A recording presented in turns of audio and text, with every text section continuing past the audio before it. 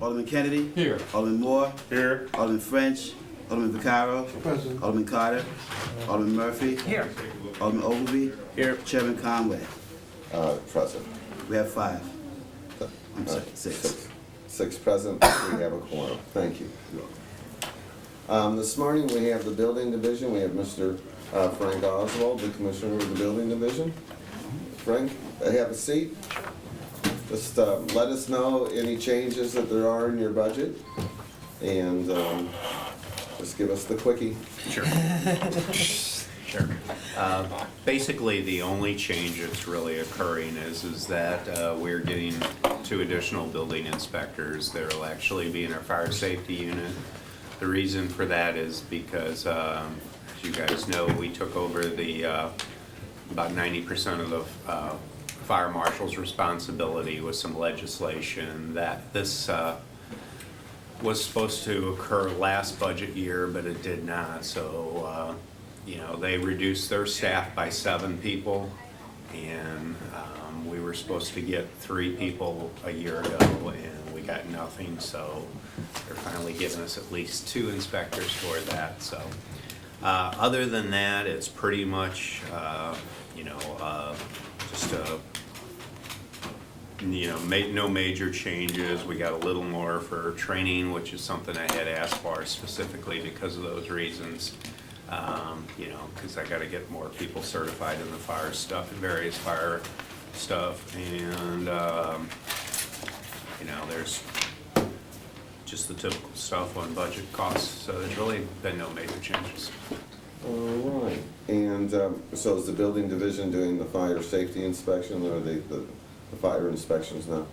Yes, yes. That we're doing all of the plan review. As you guys probably remember, there was quite a problem with the plan review as far as getting them done in a timely manner.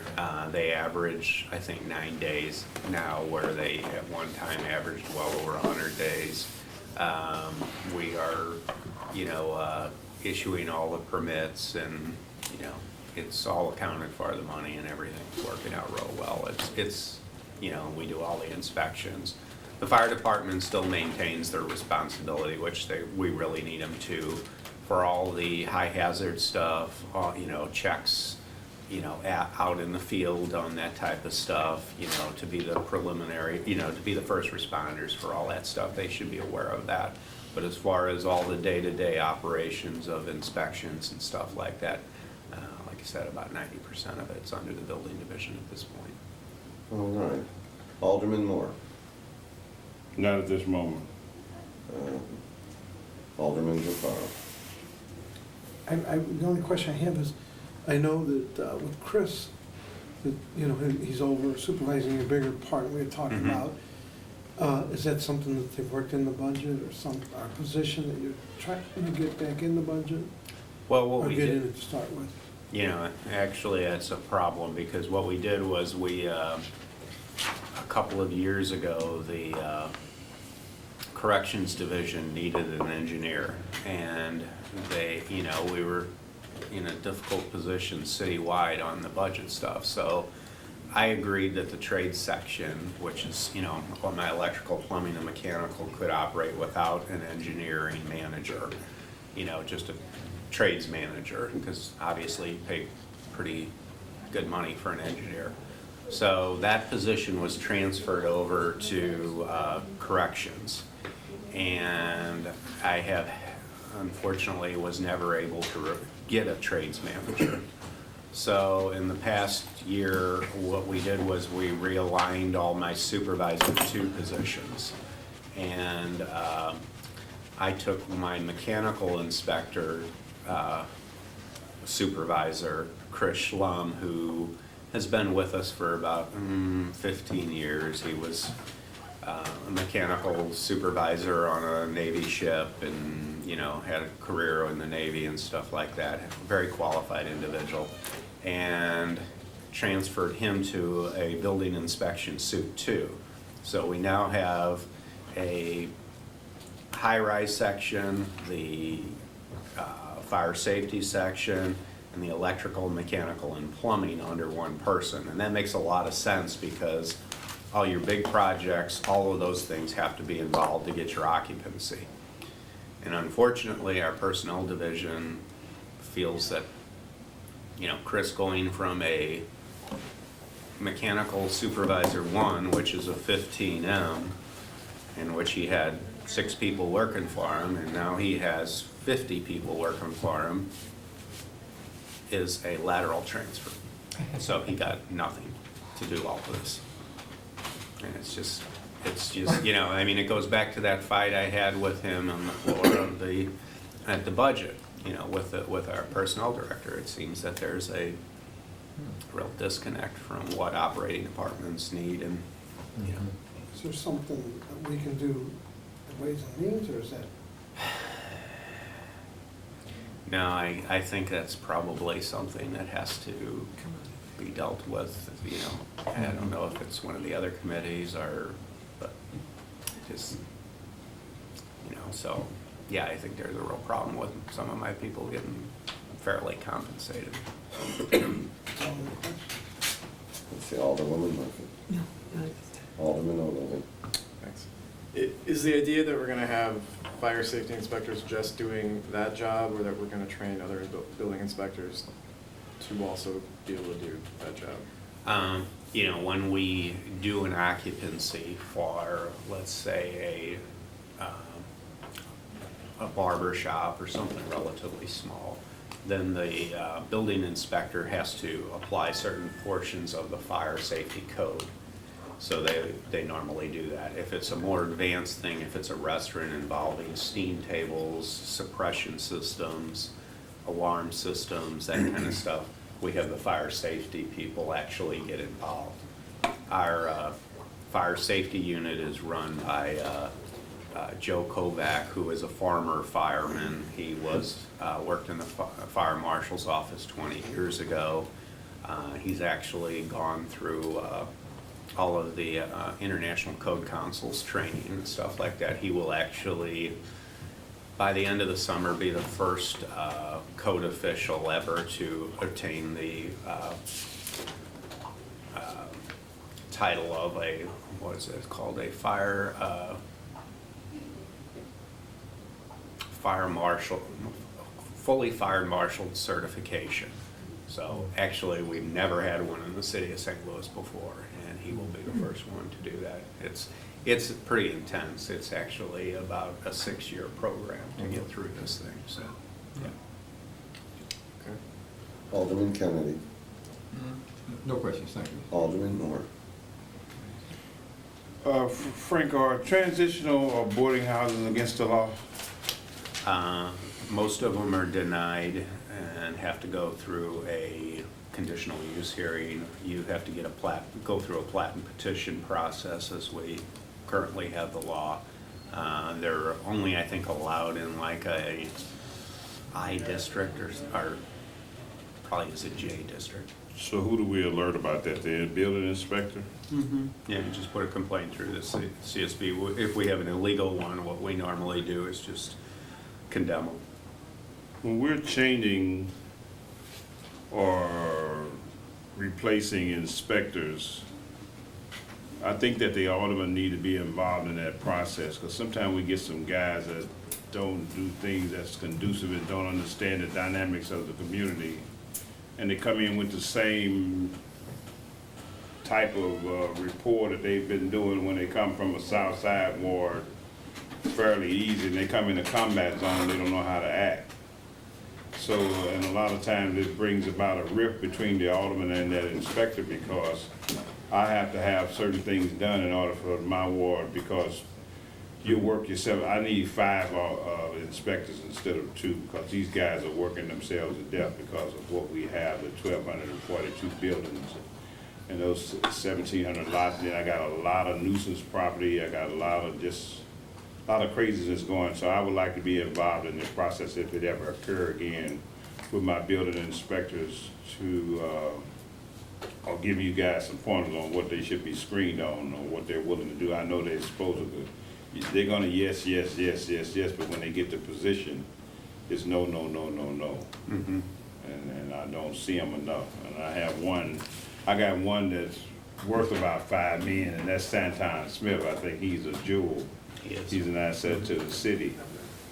Problem properties, Deborah Williams, that's the only inspector we'll ever have for problem properties? That's correct. That's under the city I council. think she's a bit overworked. She's overworked just doing my, she can't do my ward.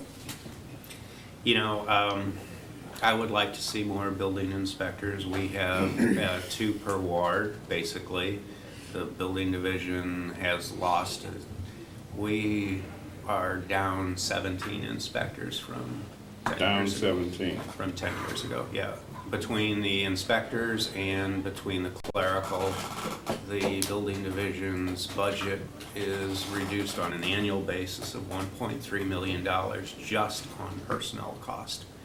Now, a great deal of that is actually due to technology. You know, we don't need all the clerical staff because all of our inspectors nowadays put all of their reports, put all their information right into a tablet. And that tablet's online, out in the field, so you don't need somebody to take the paperwork and come back and do that. You know, so, you know, we certainly have done our share of modernization and, you know, using technologies advances in order to save expenses and costs. But, you know, when we expanded housing conservation citywide, we were supposed to get an additional 12 inspectors. We got 2. When we took over the fire marshal's office, originally I was supposed to get, you Are know, you 5 asking for inspectors. any money in here for more inspectors? I'm getting 2 inspectors this time that I was supposed to get 3 last year because I took over the entire fire safety Go program. hide and. So, no, I'm not hiding any. You can come up and count them all. But, you know, I think we run a pretty lean operation, but I will certainly contact you if there's any issue with changing, okay? Okay, we're not boarding up the top windows of steel, right? No, sir. And so this is why I have the problem I have, the 1,242, because people abandon those houses, might be just a drip in the roof. And Barbara Geisman had came up with they had a polyurethane cap to put on those roofs in order to prevent them from leaking. Because basically what my buildings are doing is leaking, going through the first floor, second floor, and then down into the basement, and they collapse in on the windows. And I think if we had a more preventive, instead of selling those houses for $2,000-3,000, we can get $15,000-20,000 off of them if they stay in the condition that they're in when the people leave those properties. I don't disagree with you. We've been trying to get some money to do a, you know, preventative program in which we would basically, you know, do that kind of thing. You're not gonna be able to use that plastic cap that she was talking about. It just don't work. She was talking about using shrink wrap, that's what it is, and it just, it doesn't work. But, you know, we certainly have the technical know-how to do it. It's just, we need $1 million or $2 million to set up a pool, basically, to do that. And then that's only gonna get us so many in the city. Now, when I started in '07, I was having meetings once every. We're asking questions This is a about the budget. question. Okay. My goodness, Mr. Chairman, you had too much barbecue over the weekend. I have to go. I'll Give me a leave my chance to stuff here. speak. I'm speaking.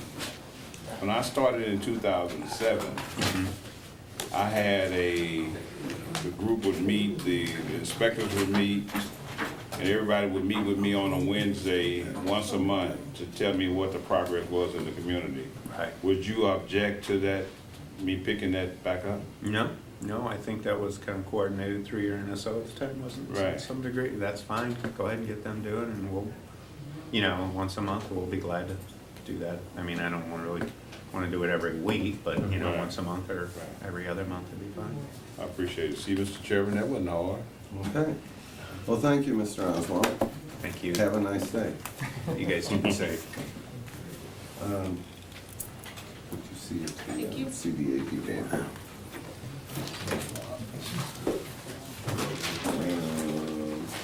think I saw one. And then Alderman Ogilvy, if Alderman Boyd needs a quorum, or you're on neighborhood development, I'm not, but I have a bill over there. okay, just pop up whenever you need. I haven't heard them call it yet. I'll wait till they call it. Okay.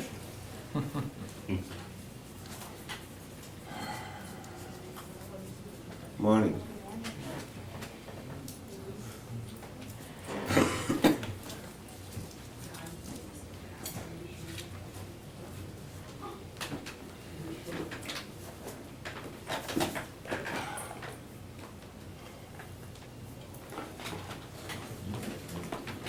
They're not, she's the only one here, but they got more coming.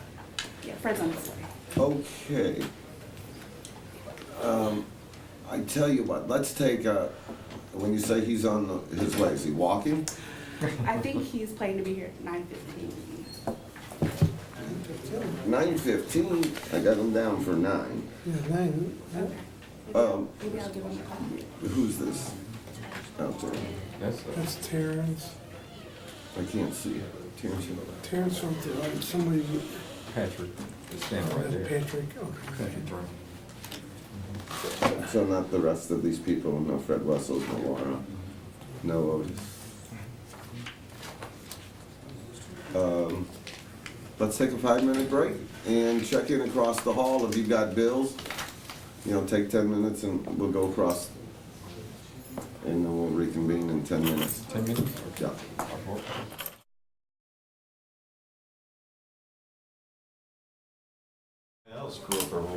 All right, we're gonna go ahead and reconvene. The next is the Director of CDA, Mr. Fred Wessels. Mr. Wessels will be doing all of those departments. I don't know, is Otis Williams supposed to be here? I don't think so. I mean, what word we got was it was just CDA. Okay, I don't know if Otis was. all right, well then, let's go over CDA and we'll keep moving. I did see Don Rowe out there, didn't I? Yeah. Okay. And if we'll bring Don in too. Could you bring Don in? And Don, come on in too. And why don't you sit with Mr. Wessels too? And we're gonna do both at the same time, so. Thanks for the back of my head. We'll be on TV. Okay.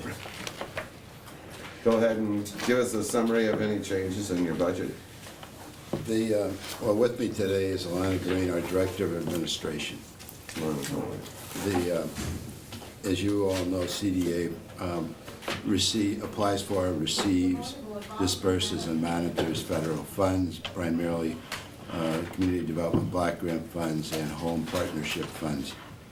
The difference in this budget from last year is we've got about $80,000 in additional personnel services. That's reflected in a 1.5% pay increase of about $30,000, and one additional employee that we hired when we took over the citywide Healthy Home Repair Program. That was in January 1 of 2014. Another additional, you see contractual services went up about $60,000. $40,000 of that was in the KPGM audit. We were not, we took over that auditing function for the Comptroller's Office about 1.5 years ago. Prior to that time, it was paid out of a different fund, and now it's paid out of CDA fund. So those are the major differences. Our budget is comprised of block grant funds. There's no general revenue money included in this budget. All right. And Don, what changes do you have in the planning and revenue? We're staying pretty much the same. We're a small, lean staff. And in 2013, we had budget sources that were from the block grant, a federal grant through East-West Gateway, and a humble amount of general revenue. Want to express appreciation for the current budget year we're in. We upped the general revenue budget by quite a bit. and had a corresponding decrease in the block grant. So we're about even funded, but our sources now, this will be the second year where we have a significantly larger percentage in general revenue. And you can see that we're on the books for $508,000 in general revenue, and our block grant has gone down. I say that for a couple of reasons. One, it's true. Two, is that it adds some more flexibility. One is the money that we don't spend for planning and urban design out of the block grant is that rare, unique money that's within the admin cap. So that frees up money within the admin cap at CDA. And as we look at the future of our city and have everyday tasks to do and some long-run tasks to do, to have more of that ingrained in the city budget through general revenue, I think is all a healthy thing. So we'll proceed with our staff that's been hovering at about 18 now, and go forth. So. All right. Alderman Kennedy. Thank you, Mr. Chairman.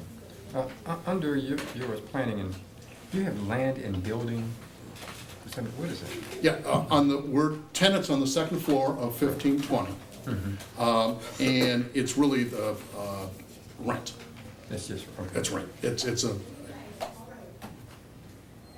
Because land and building. yeah, it's the, I see. I think we may have a technical correction to make sure that that's actually in the proper category, but it's rent. But it's rent, okay. And with CDA, how, this is just a general question, how is it going with all the, what the differences of the changes that came with HUD? You know, how is it going just generally? How do you feel that's impacted? I think it's going And be very kind. well. Oh, okay. Well, for instance, one of those changes resulted in CDA doing a spring and fall NOFA funding, the Notice of Funding Availability. So, in other words, we're competitively offering potential grant awards for housing. First time it's been done in the city's history. We had two such funding rounds last year, awarded $7.6 million in grants, had with total development cost of those projects being $68 million. So I think the funds that are available are being leveraged better than they have been in the past.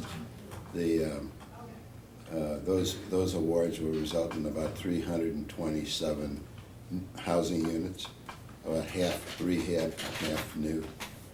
So I think that's one example of I think what's been a change that's been successful.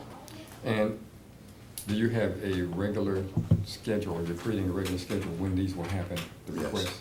Yes. When and when? We call it spring and the fall, but we'll go we just completed, we're in the process of completing one. We received applications until May 1st, make awards on June 6th.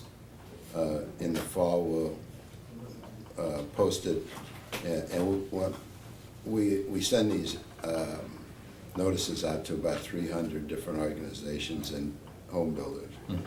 We'll send it out the end of September, take applications until the 1st of November, and make awards the 1st of December. We coordinate it with the Affordable Housing Boards and MHDC, low income tax credit grants. And will they be different requests? The one in the spring is going to be different than the one in the fall? Be the same. The same, okay. Be the same. That completes it. Thank you, Mr. Chairman. Alderman McClung. No questions. Well, thank you for coming out today, and we appreciate it. You brought the sun with you. Yes. Well, meeting adjourned. Okay.